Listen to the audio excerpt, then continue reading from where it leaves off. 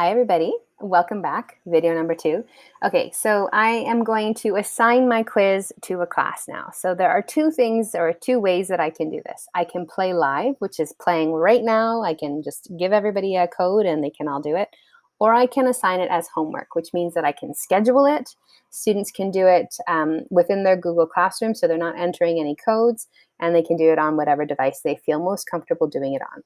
So if I want to play live, I can click on this play live option. I have 3 different modes that I can play in. So I have test mode, I have classic mode, and team mode. So those are all pretty self-explanatory. So you can take a look and see which one fits best for the way that you want to play the game. Or I can do my assigning.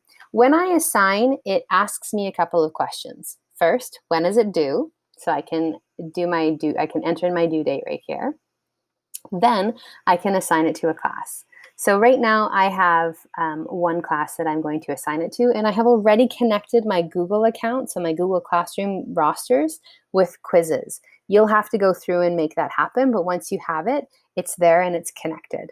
If you need to manage your classes, so you see this purple Manage Classes option, if you need to manage your classes because students are either entering or leaving, then you can manage your class and update your roster that way. Once you have selected your class, you'll need to title your assignment. This is really important because we need to have things titled. So Tech Together Tuesday, Google Sheets is what I'll call this one, because that's what the question is about. I can schedule it, so if I don't want it to happen right now, but rather weeks or months from now, I can do that. I'll say now though. And then next. Then I get my advanced settings. So the advanced settings are also a good way to understand how the kids will see the quiz. So it's a good idea to see feel what it looks like when you change these settings. So do you want them to have more than one attempt? Do you want them to show the answers within the game or at the end of the game? Then there are these frills. So the test options would remove some of these settings. The power-ups, this is the gamification aspect of using Quizizz. Do you want the students to have power-ups? Or do you want them to have this fun ability to increase their points? Timer, if you're looking for urgency. There's a leaderboard, which shows how everyone else is doing. And again, this isn't just about answering questions correctly, it's also about using your power-ups, or how well you use your power-ups. You can shuffle questions, shuffle answers. A redemption question, this is a really neat way to check back in with students who got an answer incorrect. So offering a redemption question makes that question pop up a second time. And then you can play music or you can show memes. And students really like the memes. It's just a fun and funny way to encourage them to continue on. Usually they're puns.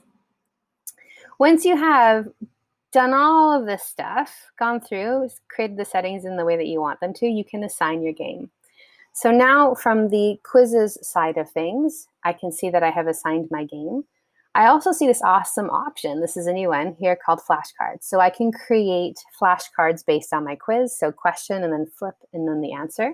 You can also do this from the student side. From the student's perspective, this is what it looks like in their Google Classroom. So I'm just going to refresh this page here. And in the Google Classroom, here it is, Tech Together Tuesday, Google Sheets. It gives them the link. They can directly click on this and sign in. So they'll have to make sure that they're signing in. They'll allow this piece here, and then they can take the quiz. How does it look once they have completed the quiz? Well, if you go back into Quizizz, you'll see here you have your reports. So if I'm looking at my reports, the quizzes that are running are in red, and it'll show you how far along students are going. And the quizzes that are completed are in green, and it tells you how well they have done. You can click on a quiz to get more information about accuracy and number of students that have completed it. You can also download the data so that if you can have it on hand if you want to have it on hand.